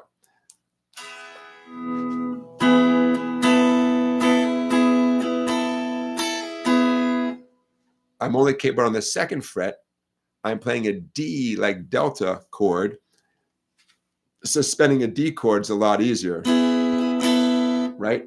I'm adding my pinky, 1st string, 3rd fret, meaning 3rd fret relative to the capo. I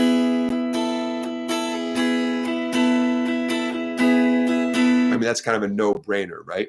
Okay, what if you did it with no capo whatsoever? Check it out. Imagine, just take a D chord, no capo now, move it up 2 frets. I'm now at 4, 5, and 4. I'm going to suspend it with my pinky just like I did a minute ago, but I'm very conscientiously going to avoid the open strings.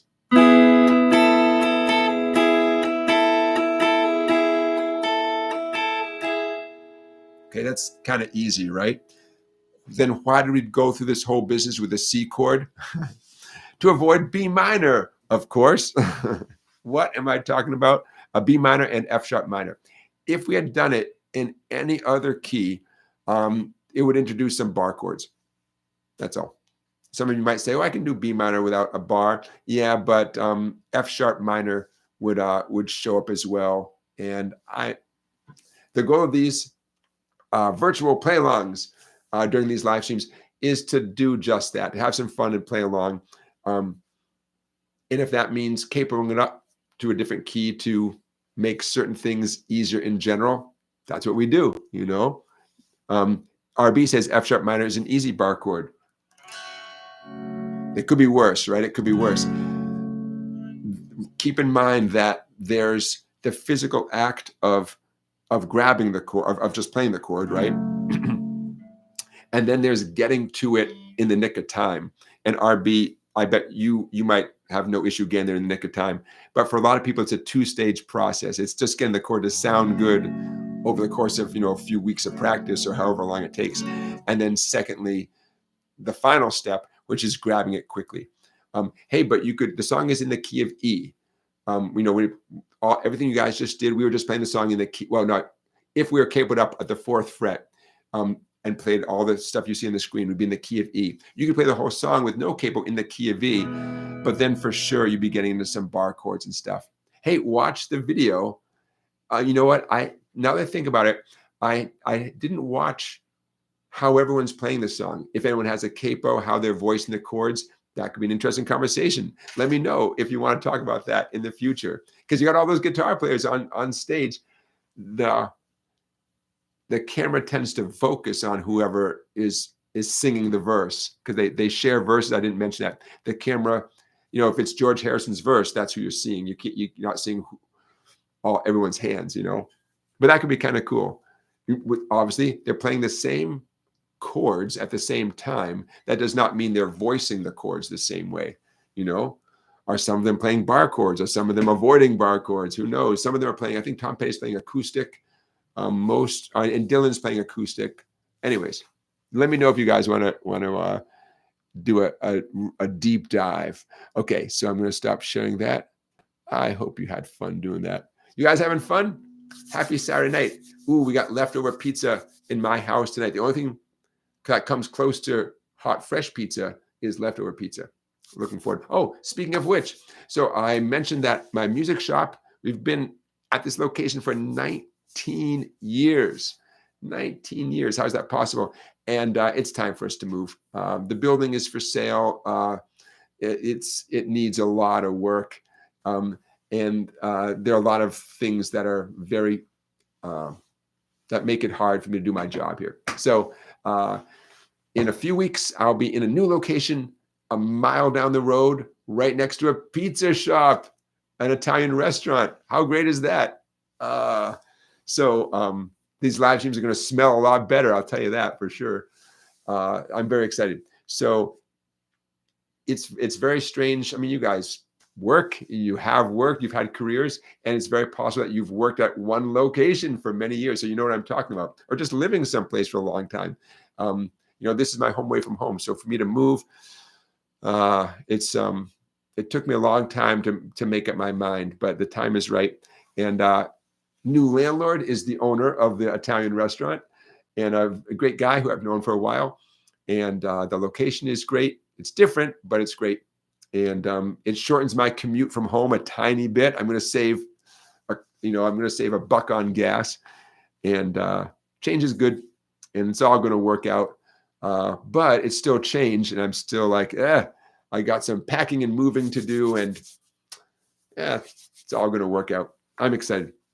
Hey, Randy is making a super chat donation for the Sharpie and Pizza Fund. Thank you, Randy.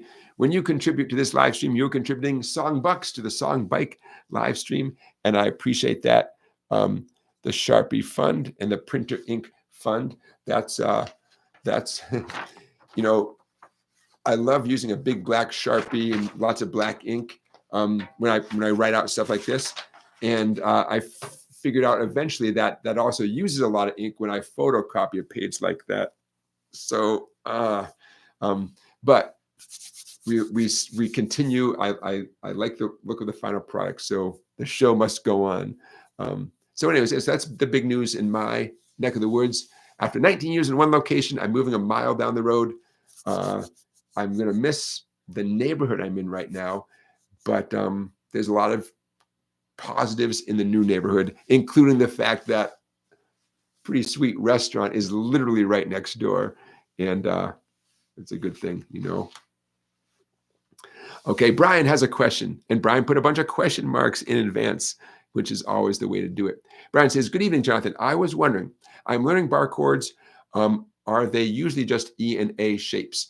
Excellent question. Brian from Scotland. Hey, Brian. There are 6 shapes.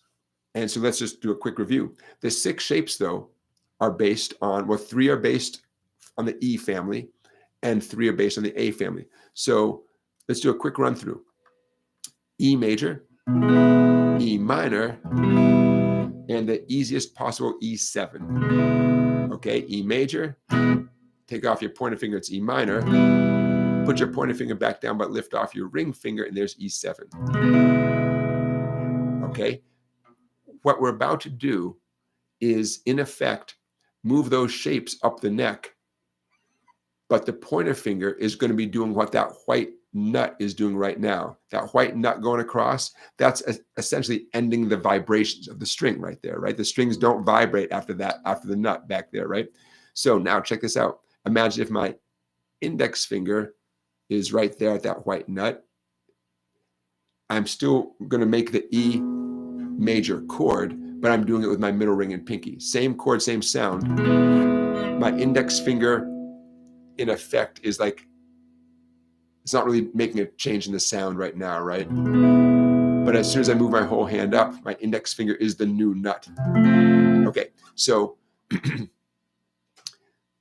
Brian, the 6 chords, 3 of them are based on the E family. E major, E minor, and E7.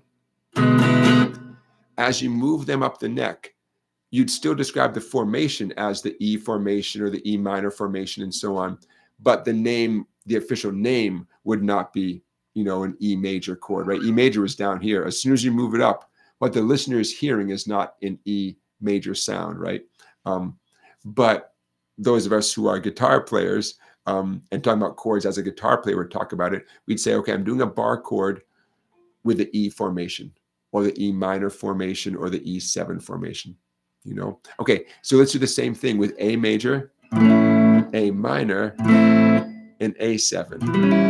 A7, for those of you who don't know, is like, imagine an A major chord, 3 fingers, but now lift off your middle finger. It's an A with a hole in the middle.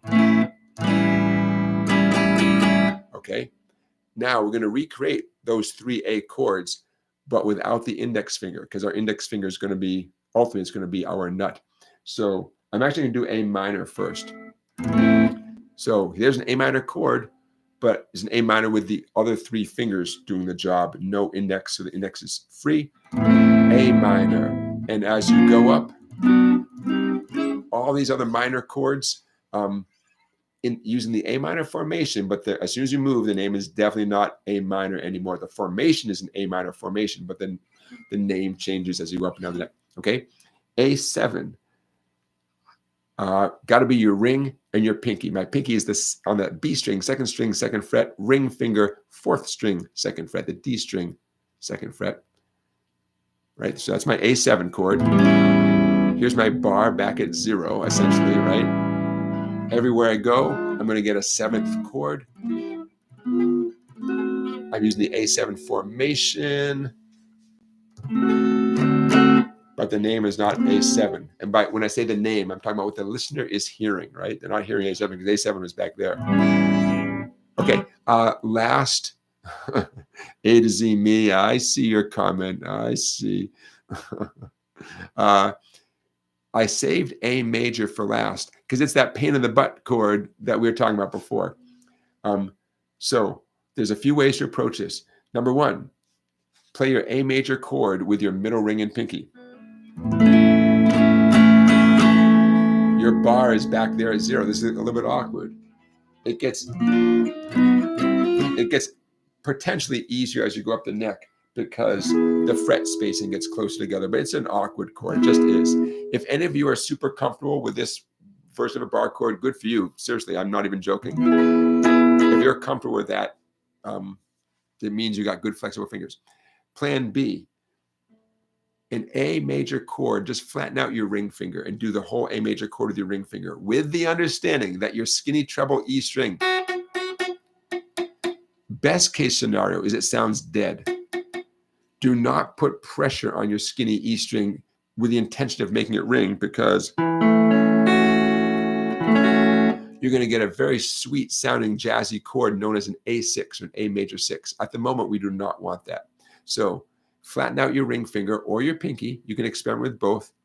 So you're putting tons of pressure on the 2nd string, 2nd fret, 3rd string, 2nd fret, 4th string, 2nd fret.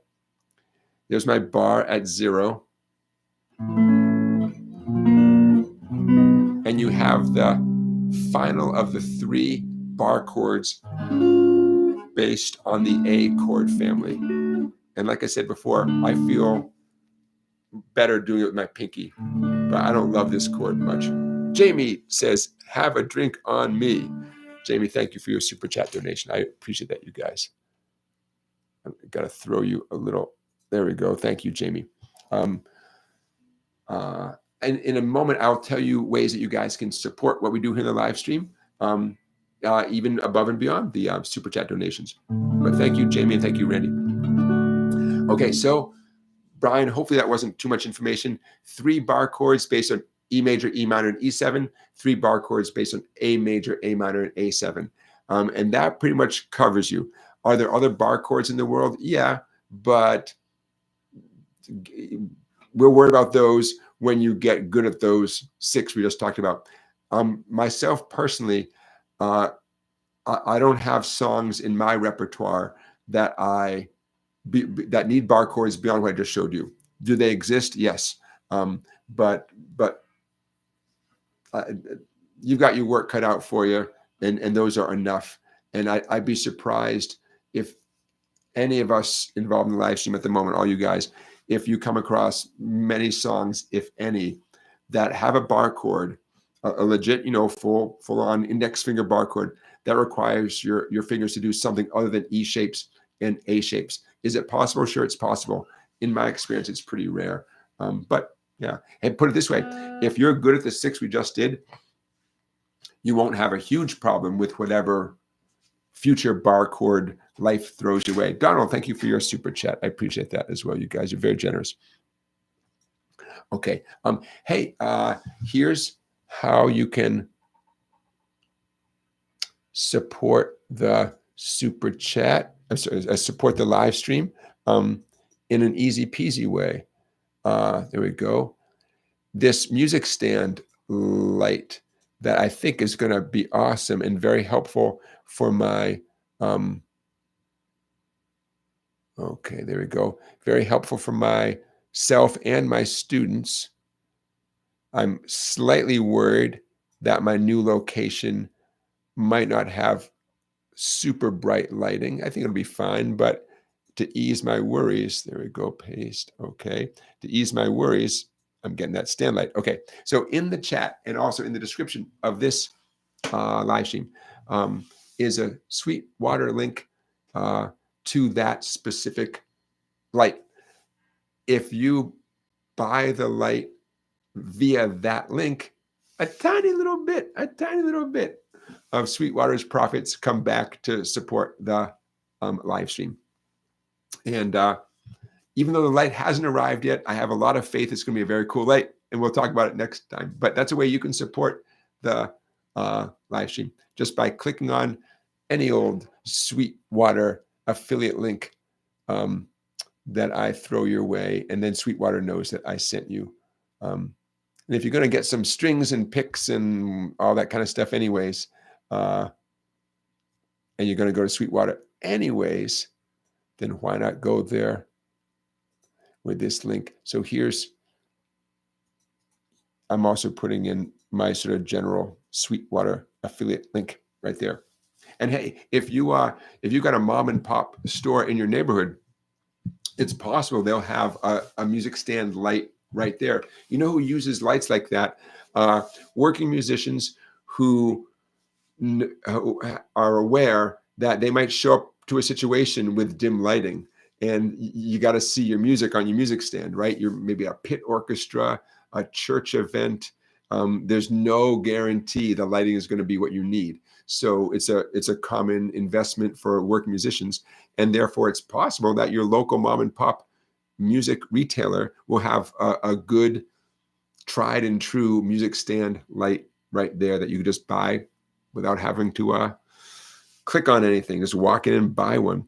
The one I picked, like I said, it's rechargeable, and LED lights are going to be nice and bright. It's 2 different lights on a gooseneck, so it can kind of aim it like a flexible gooseneck. So I feel pretty good about it.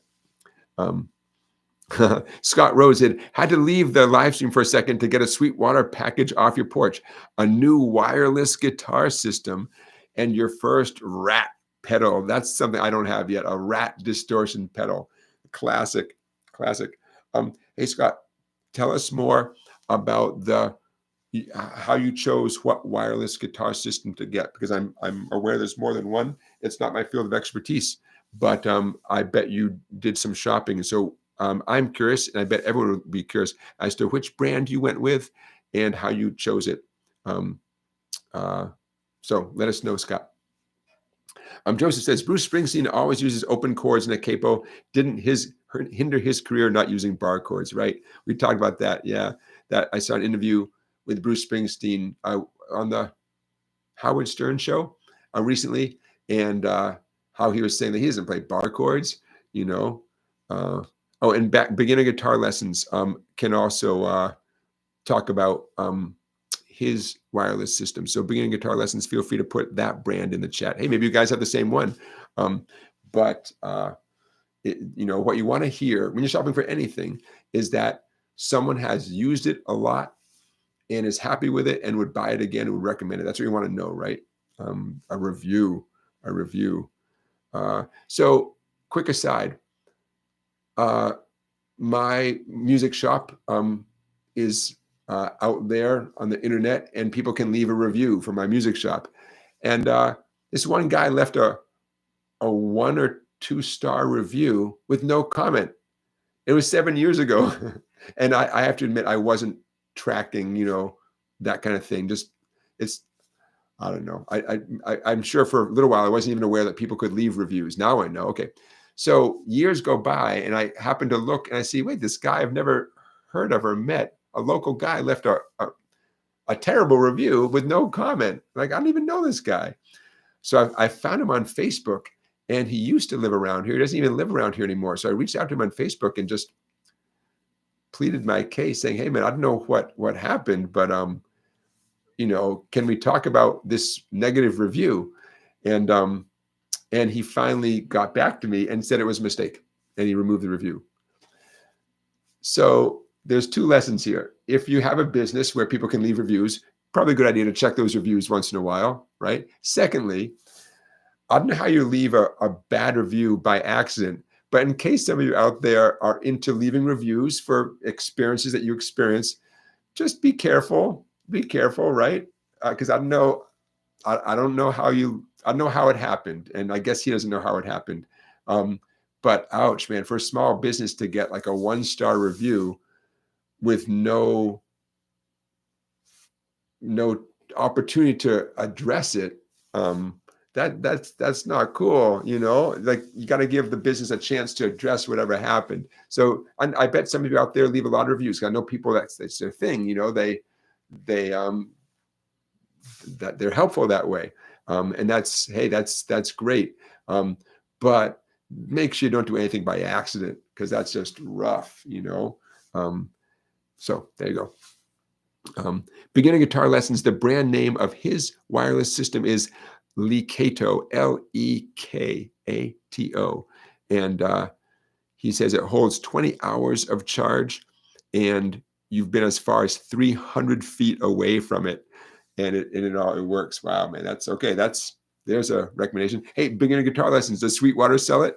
Can people use my Sweetwater link to go and buy that?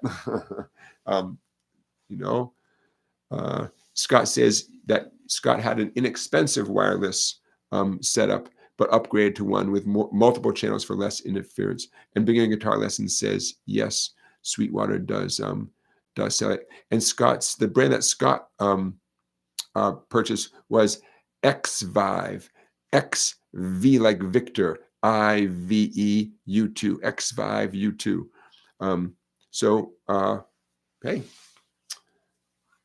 read the reviews, make up your mind. If you decide to pull the trigger, I appreciate it if you use my Sweetwater affiliate link. All right, now you guys, we're getting towards the end of the show here. I want to say thank you for being here. Some of you have been here for 2 hours. How are we doing in our poll? I'm going to wet my whistle and check out these poll results.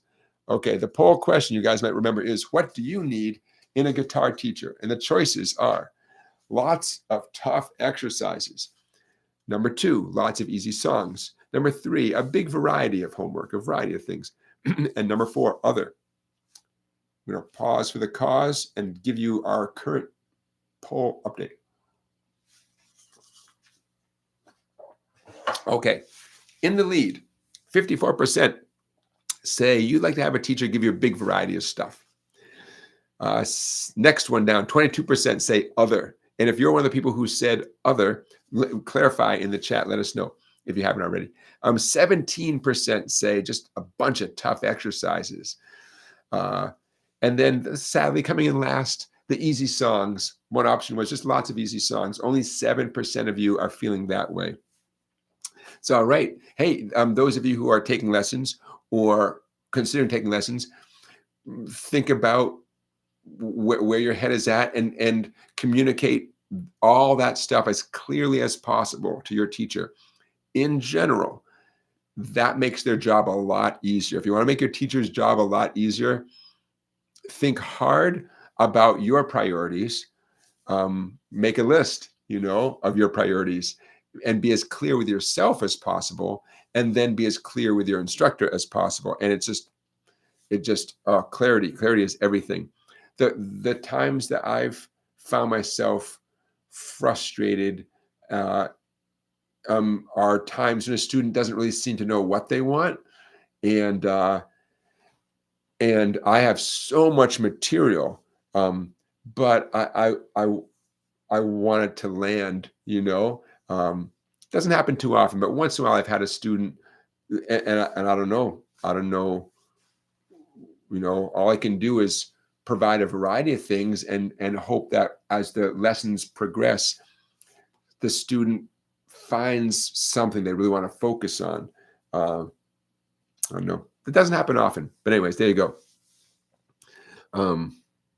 Scott's talking about what he liked about his teacher. Two things. He was a really cool, long-time pro guitar player. And number two, he was very patient. There you go. Yeah. Okay, I'm checking my list here. We have one more lesson you'll never forget. It's a boogie woogie blues thing I think you'll get a kick out of. So don't go anywhere. It's only going to take a couple minutes, but you're going to dig it. I'm checking off the things that we did talk about. Who's coming through town? The Slambovian Circus of Dreams is coming through town. They describe themselves as folk rock, Americana, and quote, hillbilly Pink Floyd. A very entertaining group. They're coming through my neck of the woods. They might be coming through your neck of the woods, the Slambovian Circus of Dreams.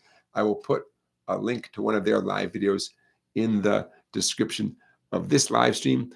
A lot of things will show up in the description immediately after our live stream, but I'll be timestamping it tomorrow morning, so you can come back sometime tomorrow and jump right to certain segments, such as the Boogie Woogie Blues thing that we're going to do in a minute, and see if and jump right to that thanks to the time stamping.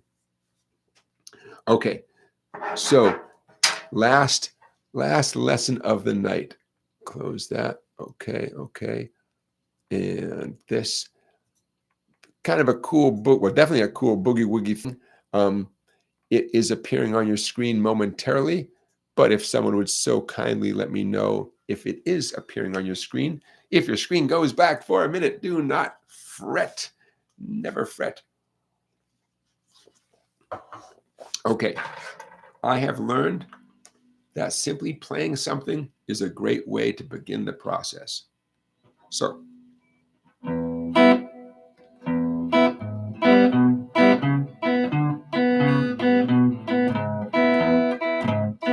I'm repeating the first line.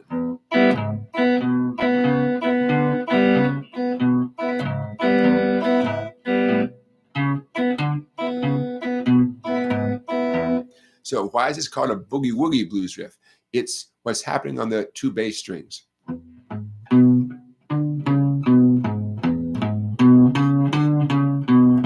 Now, if you were to do just that, what's happening, the 0, 4, 2, 4, 5, just that's cool.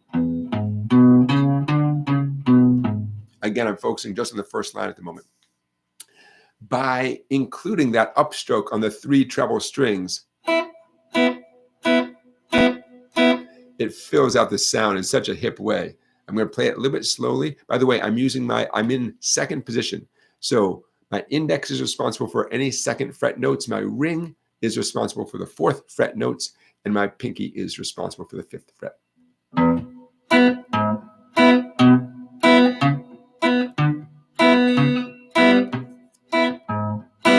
I'm playing kind of deliberately here. I'm playing very staccato just for clarity.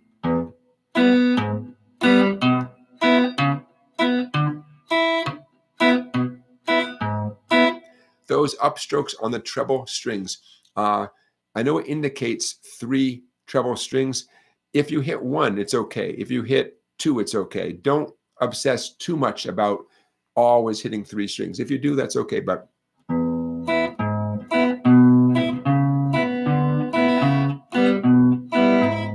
I want you to consider those treble string upstrokes as filler, pure and simple. Okay. You see the letter E up above the very first note at the top of the page, that letter E. In general, we're in the world of E right there. It starts on the open E string. And essentially this bass line essentially walks through a nice little bluesy E arpeggio.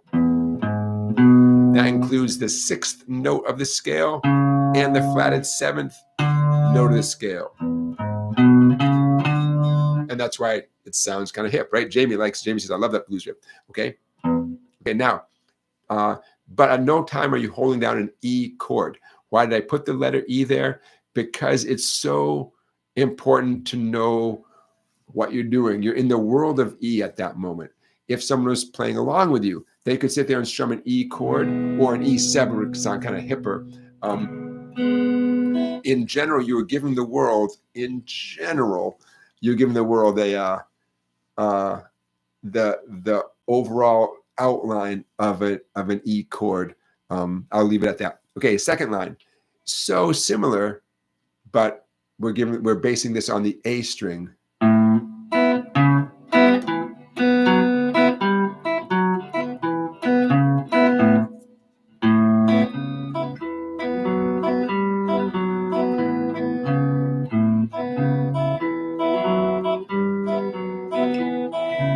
Okay, just then I was making an effort to have the bass notes sustain, ring, no more staccato.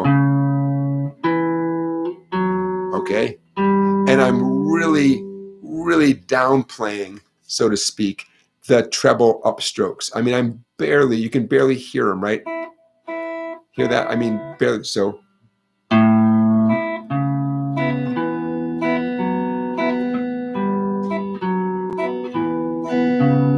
because I really want the listener to hear that cool bass line, and the skinny string upstrokes are just not that important. Worst case scenario is those skinny string upstrokes would actually drown out or take attention away from the cool bass line. We definitely don't want that. I'm squeezing the pick a little tighter on those notes and definitely holding it a little looser. I'm just relaxing on those upstrokes.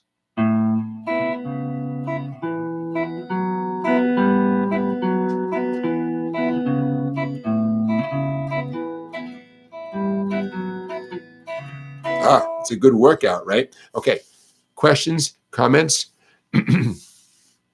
At no time do you have to hold down a left string, a fretting hand note. At no time do you have to hold down a note when you're going on to the next note. You don't have to, you can always be like one finger at a time with the left hand. Don't feel you have to keep any one finger down. You know, every once in a while I see a student doing that and struggling with maintaining the finger, even though it's time to move on to the next note. Sometimes that's an important thing. It is a good skill to have in general, but not in this case. Okay, so just to make this a complete piece of music, the first line reflecting the world of E, that a nice bluesy E sound. Second line reflecting an A sound. So I'm going to scroll for a minute. Here comes a cool ending, in my opinion. And again, this PDF, you know where it's available on my website, song-bike.com. It's available there right now. Okay, so what we're going to do is reflect the third chord. In typical blues, if we're in the key of E, and we are, you're likely to see some kind of A chord, and some kind of B chord. So here's the B7. I put the chord diagram up there because I actually do want you to grab a B7 chord. Watch out, the pattern we've been doing is a little bit different here in terms of the strumming pattern. It's still a B7 chord. So grab that B7 chord and stay there. And it still involves a single bass note with a downstroke, a light upstroke on the skinny strings,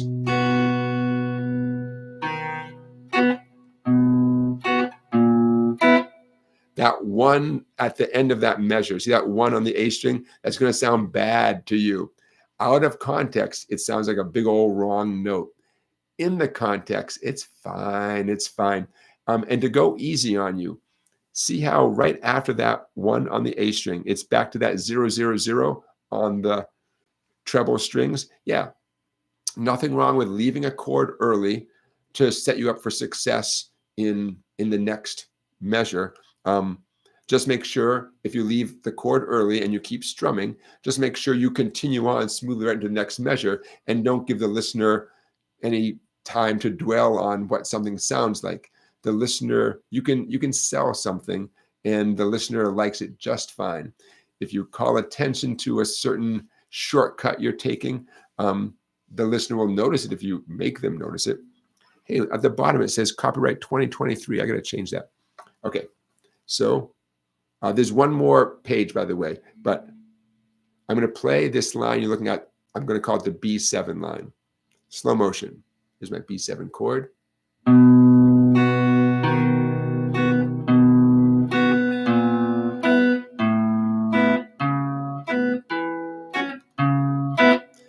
The second half is essentially back to the A sound. Why does it not say A up above it? I couldn't get my software to put the letter A right there. It wanted to put it in a weird spot that was totally distracting. So that second half of that bottom line,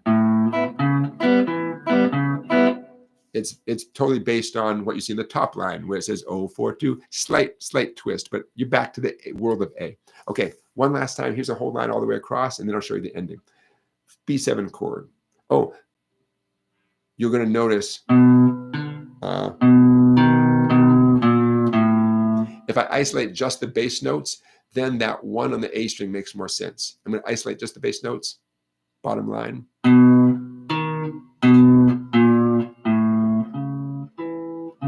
Okay, that one doesn't sound quite so weird, right? It's a chromatic walk down from B to A. Okay, bottom line, 2 and 3 and 4 and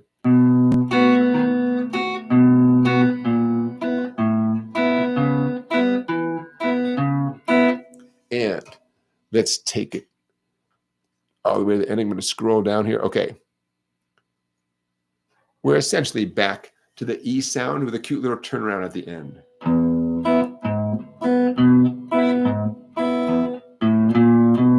Again.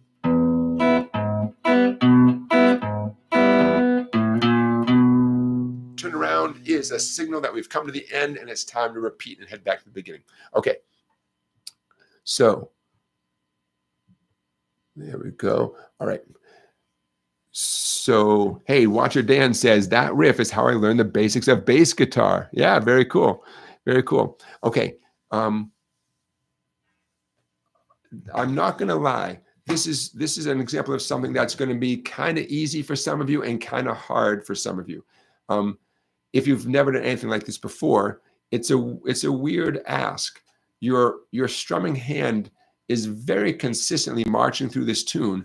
Meanwhile, your fretting hand is constantly in motion. You know, we're a long way from strumming G and C and D, right? We're a long way from that. You are a one-person band, basically. You're the bass player. And in a way, you're like a guitarist or keyboard player putting in all those. And because you're putting all that stuff together, in effect, you are the drummer. With a rhythm guitar part like this, that's very complete. The drummer is following you, you know? I mean, boom, I mean, you know what I mean? You are a one-person band with this kind of thing. So if this seems a little foreign and a little challenging to you, that is to be expected. Some of you, this might be kind of familiar. or it might be, within your skill set with 2 minutes of practice, but it is, I would say this is one of those things that really can divide people. And there's plenty of people who have never done anything like this before. But now you have. There you go. There you go. Okay, you guys, I'm checking off all these checks. I think we did what I wanted to do. I hope you had a good time. Thank you for your questions. Thank you for your super chats. We are coming up on 2 anniversaries. We're coming up on the 2-year anniversary of this live stream. That's coming up in the middle of May, about a month from now. And then we're coming up on our 100th live stream, which probably will be around the end of May, give or take. Pretty cool, huh? We've done 92 of these. 92 is in the books. So kind of fun things to think about. The 2-year anniversary and the 100th episode. Very cool. Watcher Dan says, thank you, Jonathan. Watcher Dan, you are very, very welcome. Scott Rhodes said the most important thing that he got in his Sweetwater package is the candy. Laffy Taffy, bit of honey, an orange Tootsie Roll, double bubble gum, and 2 hard candies. Some of you might be aware that you can ask Sweetwater for custom candy, like say nothing but Tootsie Rolls. You can also ask Sweetwater for no candy. I don't know, man. Every time I get a Sweetwater package, I tell myself not to just eat all the candy at once. And I've had mixed success with that, disciplining myself that way. Randy says, thanks for another great show. Wishing everyone a great week. And Randy, I echo that. Thank you guys for being here. I hope you had some fun. Hope you learned a couple of lessons you'll never forget. I'm going to stop sharing this so I appear on the screen. There we go. All right. Until next time, I hope you have a great week. What's coming up? Oh boy. Tax Day here in the US, April 15th. Good luck with that, everybody. Big news here in Connecticut is how the University of Connecticut women won the NCAA basketball championship. That's the big news here in Connecticut. I hope you have some great news wherever you are watching from. I'll see you guys next Saturday, same time, same place. And we're going to have some fun. All right. Thanks for being here, you guys. My weekend begins now. I'll see you in a week. And I hope you got time to practice. Take care, everybody.